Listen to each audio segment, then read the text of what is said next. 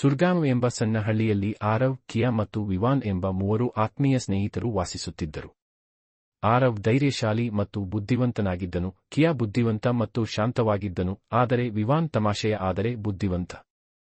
ಮೂವರು ಯಾವಾಗಲೂ ಹೊಸ ಸ್ಥಳಗಳನ್ನು ಅನ್ವೇಷಿಸಲು ಮತ್ತು ನಿಗೂಢ ಕಥೆಗಳ ಸತ್ಯವನ್ನು ಕಂಡುಹಿಡಿಯಲು ಸಿದ್ಧರಾಗಿದ್ದರು. ಹಳ್ಳಿಯಿಂದ ಸ್ವಲ್ಪ ದೂರದಲ್ಲಿ ಕಪ್ಪು ಪರ್ವತದ ತುದಿಯಲ್ಲಿ ಹಳೆಯ ಕೋಟೆ ಇತ್ತು. ಇದನ್ನು ಜನರು ಮಿಸ್ಟರಿ ಫೋರ್ಟ್ ಎಂದು ಕರೆಯುತ್ತಾರೆ. ಅಲ್ಲಿ ರಹಸ್ಯ ನಿಧಿ ಅಡಗಿದೆ ಎಂದು ಗ್ರಾಮದ ಹಿರಿಯರು ಹೇಳಿದರೂ ಇಲ್ಲಿಯವರೆಗೂ ಪತ್ತೆಯಾಗಿಲ್ಲ. ಒಂದು ದಿನ ಅವರು ನಿಗೂಢ ಕೋಟೆಯನ್ನು ಹುಡುಕಲು ಹೋಗಬೇಕೆಂದು ನಿರ್ಧರಿಸಿದರು.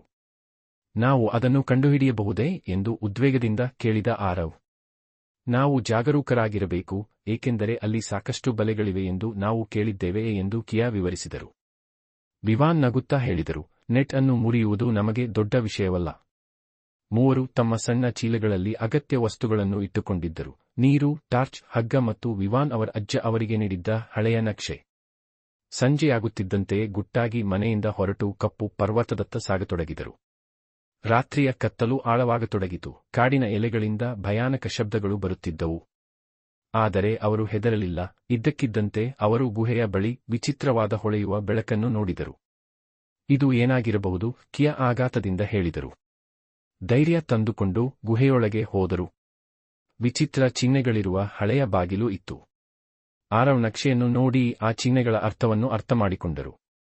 ಅವರು ಬಾಗಿಲು ತೆರೆಯಲು ಪ್ರಯತ್ನಿಸಿದರು, ಆದರೆ ಅದು ತೆರೆಯಲಿಲ್ಲ. ಆಗ ವಿವಾನ್ ಹಳೆಯ ಕಲ್ಲಿನ ಲಿವರ್ ಅನ್ನು ನೋಡಿದನು. ಅದನ್ನು ಎಳೆದ ತಕ್ಷಣ ಬಾಗಿಲು ತಾನಾಗಿಯೇ ತೆರೆದುಕೊಂಡಿತು. ಒಳಗಿನ ನೋಟ ಮಾಂತ್ರಿಕವಾಗಿತ್ತು. ಸಂಪತ್ತು ತುಂಬಿದ ಚಿನ್ನದ ಕೋಣೆ ಅವರ ಮುಂದೆ ಇತ್ತು.